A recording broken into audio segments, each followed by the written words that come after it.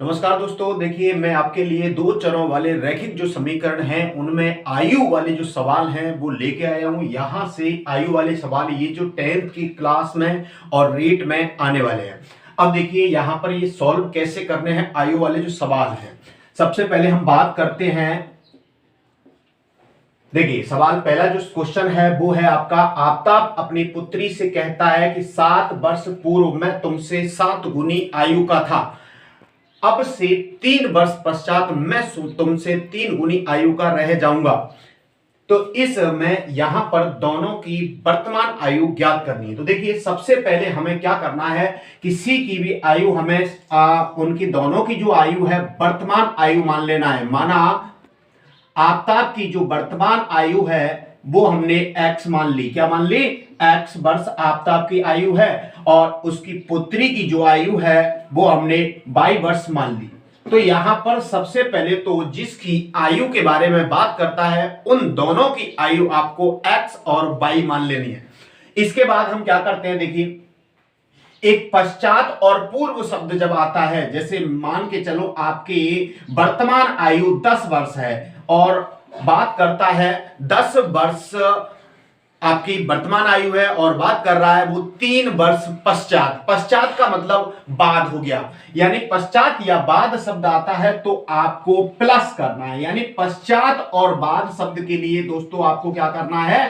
Plus करना है। यानी अब आपकी 10 वर्ष की आयु है तो 3 वर्ष बाद कितनी हो जाएगी? 13 हो जाएगी। नॉर्मल सी बात है। तो पश्चात या बाद के लिए आपको प्लस करना है, और पूर्व या पहले शब्द आ जाए तो उसमें से आपको माइनस करना है। 3 वर्ष पूर्व कितनी थी?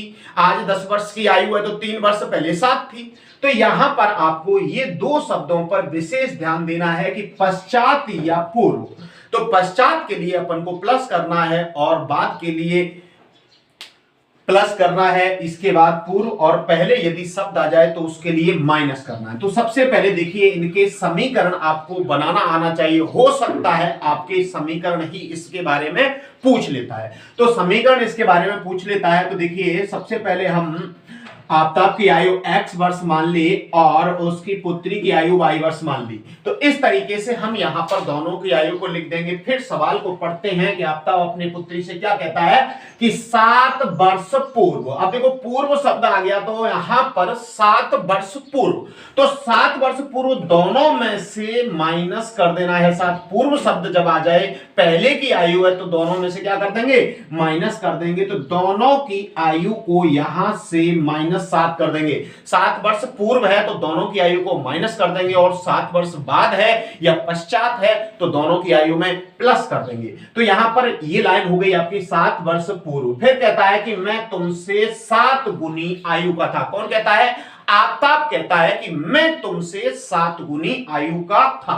तो आफ्ताब 7 गुनी, ये आफ्ताब की आयु है, x मानी थी तो ये आफ्ताब की आयु है। अब ये 7 गुनी है तो दोस्तों यहां पर एक चीज ध्यान देनी है कि इसमें आपको 7 का गुणा नहीं करना है। सवाल यहीं पर आपका गलत हो जाता है कि यदि आफ्ताब की आयु 7 वर्ष की है तो 7 का गुणा इधर करना है और सवाल को बराबर कर देना है। ये बात आपको ध्यान रखनी है। यानी आफ्ताब की आयु यदि 7 गुनी है, आफ्ताब की आयु यदि 7 गुनी है तो 7 का गुणा इधर ना करके इधर करेंगे। क्यों करेंगे ये बात भी हम बात कर लेते हैं। जैसे मान के चलो ये आफ्ताब की आयु है 14 और ये उसके पुत्री की आयु है।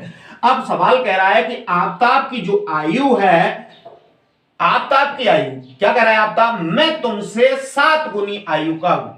तो इसकी जो आयु है वो इससे 7 गुना है, लेकिन हमें इसको बराबर करने के लिए 7 का गुणा इधर कर देना है और दोनों ही इक्वल हो जाएंगे।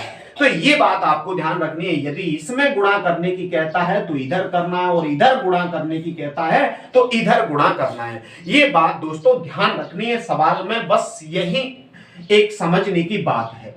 ठीक, तो यानी 7 गुनी आफ्ताब की आयु है तो 7 का गुणा इधर करना है, और यदि पुत्री की आयु 7 गुनी है तो आफ्ताब की आयु में 7 का गुणा कर देंगे। अब देखिए ये आपका एक समीकरण बन गया। देखिए 7 का 22 से गुणा किया, 7 बाई 7 का -7 से तो माइनस का 49। अब देखिए इसका मैं पक्षांतरण कर लेता हूं, ये x है, 7y को इधर लाएंगे, माइनस का 7y हो जाएगा, और ऐसा कीजिए 7 इधर माइनस के 49 है, इस 7 को इधर लाएंगे, ये प्लस का हो जाएगा। यानी पक्षांतरण करने पर चिन्ह बदल देना है। देखिए संख्याएं मैंने सारी की सारी उधर कर दी, माइनस का पहले से ही था, ये 7 उधर गया, प्लस का हो गया, तो x माइनस 7y बराबर। अब देखिए यहां से माइनस का 49 है, प्लस के साथ है। कई बार क्या करते हैं बच्चे, इसको जोड़ देते हैं, यहां पर ये गलती नहीं करनी है। दोनों के चिन्ह यदि अलग अलग हैं तो आपको घटाना है, और दोनों के चिन्ह यदि समान हैं तो जोड़ना है। यहां पर यदि दोनों ही माइनस के हैं तो आपको जोड़ देना है, और यदि दोनों ही प्लस के हैं तो भी जोड़ देना है। यानी समान चिन्ह पर जोड़ना है, और असमान चिन्ह यानी अलग अलग चिन्ह होने पर क्या करना है दोस्तों, घटाना है। अब यहां पर ये दोनों चिन्ह जो हैं वो अलग अलग हैं, तो हमें घटाना, इसमें से इसको घटा दीजिए। माइनस की संख्या बड़ी है तो माइनस के बचेंगे, और प्लस की संख्या बड़ी होगी तो प्लस की बचेंगे। तो एक समीकरण आपका ये बन गया। अब बात करते हैं हम दूसरे समीकरण से। अब से 3 वर्ष बाद, अब देखिए फिर से हम x इधर लिखेंगे और y इधर लिखेंगे, यानी पुनः प्रश्नानुसार। पुनः प्रश्न क्या कह रहा है, देखिए x मैंने इधर लिखा, y इधर लिखा, फिर कह रहा 3 वर्ष बाद। बाद के लिए दोस्तों क्या करना है, प्लस करना है, तो दोनों में हम 3 जोड़ देंगे, तो दोनों की आयु में 3 जोड़ देंगे। अब देखिए 3 वर्ष बाद मैं तुमसे केवल 3 गुनी आयु का रह जाऊंगा। 3 वर्ष बाद आपताप 3 गुनी आयु का हो जाएगा, तो 3 गुनी आयु का आपताप हो जाता है, तो 3 का गुणा आपताप की आयु में नहीं करना है, आपको ध्यान रखना है यदि ये 3 गुनी आयु का है तो 3 का गुणा इधर कर देना है और दोनों को बराबर कर देना है। अब देखिए x प्लस 3, इधर 3 का गुणा किया 3y, इधर 3 का 3 से गुणा किया 9। अब दोस्तों यहां पर इसका पक्षांतरण कर लेते हैं, ये x है, ये 3y को इधर लाए, माइनस के 3y, और इधर 9 है प्लस का, इस 3 को उधर ले गए, माइनस का 3 हो गया। पक्षांतरण करने पर चिन्ह बदल देना है। x माइनस के 3y बराबर 9 में से 3 घटाए तो 6। ये हो गया दोस्तों समीकरण आपका दूसरा। अब देखिए यहां पर आपके एक तो रीट में जब ये क्वेश्चन पूछा जाता है तो आपको हो सकता है कि दोनों के समीकरण पूछ ले, और हो सकता है कि ऑप्शन में उसके आंसर पूछ ले। जब आपके पास समीकरण आ जाते हैं तो ऑप्शन के जो मान है इस समीकरण में रख के, किसी भी समीकरण में रख के देख लेते हैं। दोनों समीकरण यदि संतुष्ट हो जाते हैं, वेरीफाई हो जाते हैं, तो वहां पर उसका हल हो जाता है। ठीक है, अब देखिए समीकरणों को हल करने के यहां पर कितनी विधि है। 2 चरों वाले रैखिक समीकरण को जो हल करने की जो विधि है वो आपके यहां पर सबसे जो पहली जो विधि है वो ग्राफीय या आलेखीय विधि है। कौन सी है, ग्राफीय या आलेखीय विधि। इसके बाद 2 चरों वाले रैखिक समीकरण को हल करने की जो दूसरी विधि है वो आपकी है प्रतिस्थापन विधि। कौन सी विधि है, प्रतिस्थापन विधि। तीसरी विधि है दोस्तों विलोपन विधि। कौन सी विधि है, विलोपन विधि। और चौथी विधि है वज्र गुणन विधि। कौन सी विधि है, वज्र गुणन विधि। हो सकता है क्वेश्चन यहीं से आपका बन जाए कि निम्न में से 2 चरों को हल करने की विधि है या नहीं है। तो ये जो 4 विधि हैं वो 2 चरों वाले रैखिक समीकरण को हल करने की विधि है। अब देखिए एक है द्विघात समीकरण। द्विघात समीकरण को हल करने की जो विधि है दोस्तों वो आपको याद रखनी है। एक तो है आपकी गुणनखंड विधि। कौन सी विधि है, गुणनखंड विधि। दूसरी जो विधि है वो है आपकी द्विघाती सूत्र।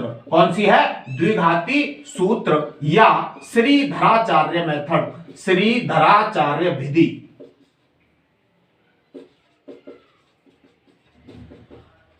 इसके बाद तीसरी जो विधि है वो है आपकी पूर्ण वर्ग बनाकर हल करने की विधि।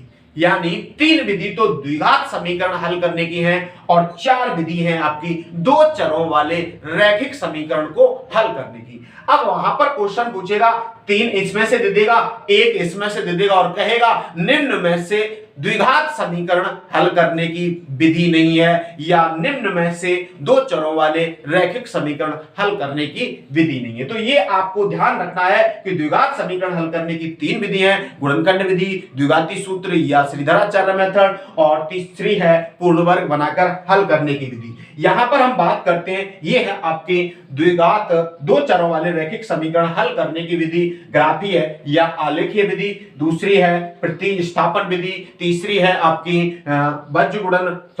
विलोपन विधि, और चौथी है बज्रगुणन विधि। तो ये है आपकी विधि। अब इसमें से किस विधि से आप इसको हल करते हैं, तो ये आपके ऊपर डिपेंड करता है। तो सबसे पहले हम बात करते हैं इस विधि के, एक बार इसका स्क्रीनशॉट ले लीजिए। हाँ, अब देखिए यहां पर हमने समीकरण तो निकाल दिए, तो ये आपके समीकरण हैं दोनों, इन दोनों को हल कैसे करना देखिए। तो यहां पर x माइनस 7y बराबर माइनस के 42, दूसरा है x माइनस के 3y बराबर प्लस के 6, ये दो समीकरण है। अब देखिए विलोपन विधि में क्या होता है कि गुणांक समान करने होते हैं, यानी x का गुणांक पहले से ही समान है, इसका गुणांक 1 है, इसका गुणांक 1 है, या यहां पर x के किसी x या y में से किसी एक के गुणांक समान करने होते हैं, और गुणांक समान करने पर उसको घटा देते हैं। तो देखिए यहां पर y के अगर गुणांक देखे जाए तो इसका 7 है और इसका गुणांक 3 है, तो इसके समान नहीं है, लेकिन इसके समान है तो समान करने की आवश्यकता नहीं है। इन दोनों के गुणांक समान है, यहां पर आपको घटाने पर लिखना है। क्या लिखना है? घटाने पर इसका चिन्ह बदल देना है, ये माइनस का है, ये प्लस का कर देना है, ये प्लस का है, ये माइनस का, और ये दोनों खत्म। अब यहां पर बचेगा माइनस के 7y है, ये अब प्लस के हैं, माइनस के नहीं है, अब ये प्लस के हैं, तो -7 में से +3 करते हैं तो माइनस के 4y बचेगा, क्योंकि -7 और +3। अब भी दोस्तों मैंने बताया था जब दोनों के चिन्ह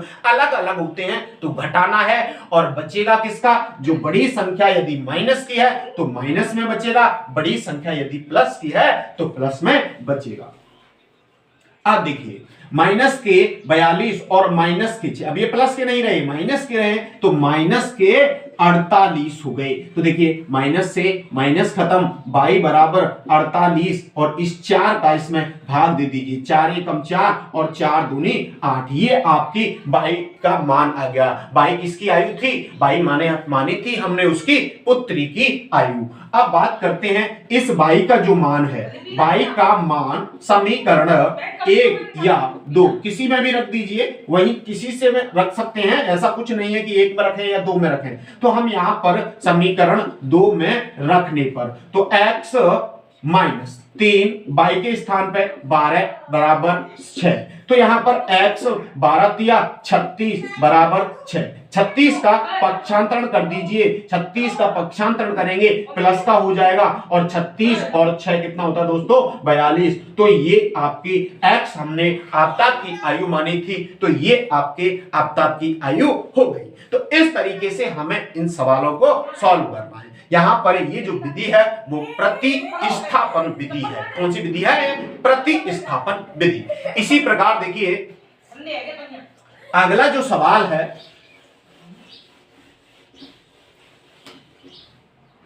5 वर्ष पूर्व जैकब की आयु उसके पुत्र की आयु से 3 गुनी हो जाएगी। अब देखिए 5 वर्ष पूर्व जैकब की आयु उसके पुत्र की आयु, एक मिनट इस क्वेश्चन को देख लेते हैं।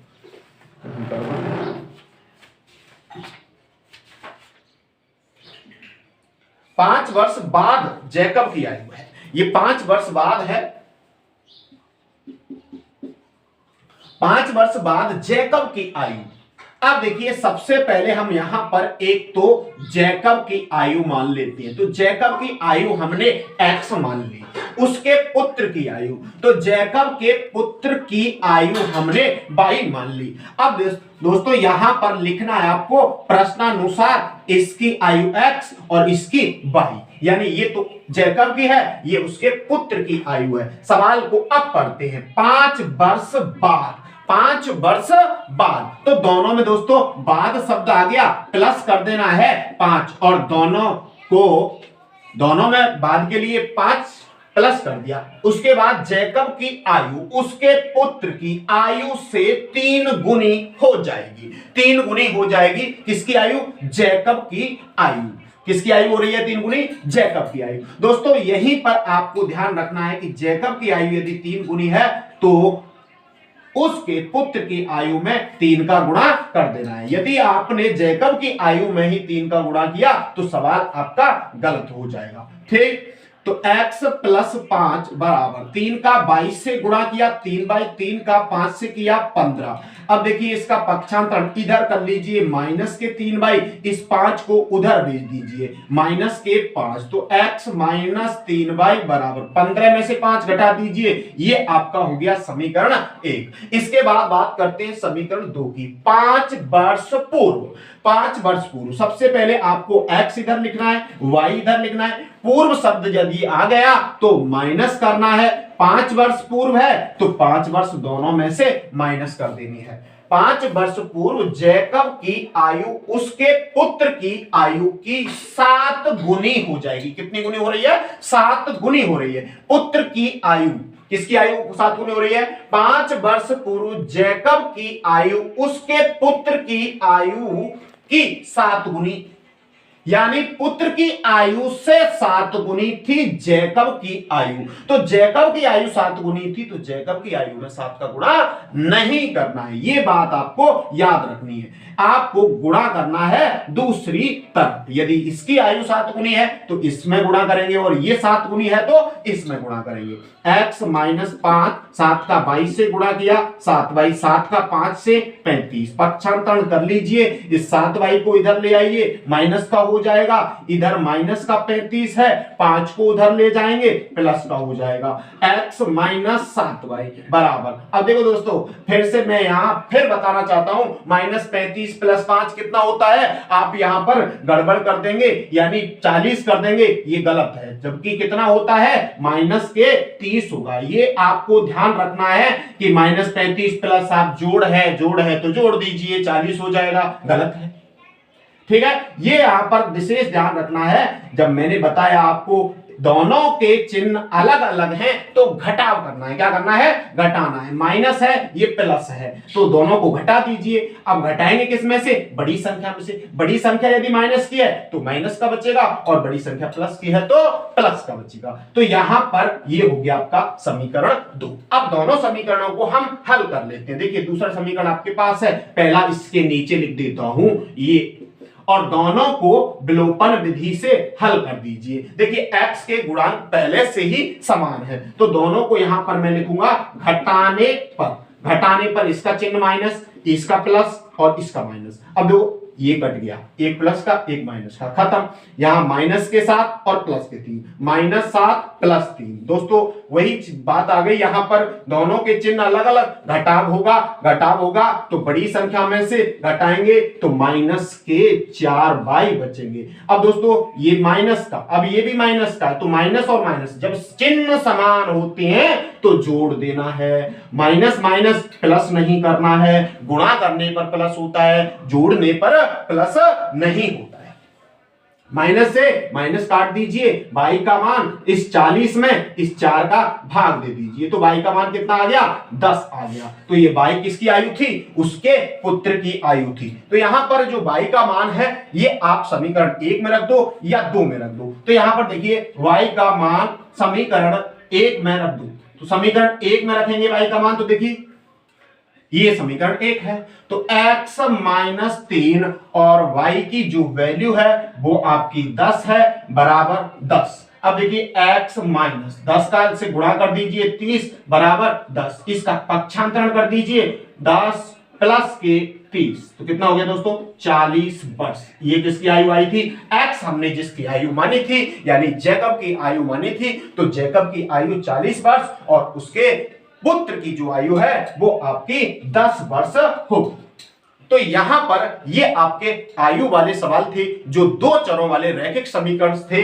यहां पर इस टाइप के ये क्वेश्चन हैं जो रीट में आने वाले हैं और यहां पर 10th बोर्ड में इस टाइप के प्रश्न पूछे जाएंगे। अब देखिए एक क्वेश्चन बचता है, ये क्वेश्चन दोस्तों आपको खुद करना है, कमेंट में इसका आंसर भेजना है। थैंक यू दोस्तों, वीडियो को अधिक से अधिक शेयर करें और चैनल यदि अभी तक सब्सक्राइब नहीं किया है तो चैनल को सब्सक्राइब करें। थैंक यू, जय हिंद, जय भारत।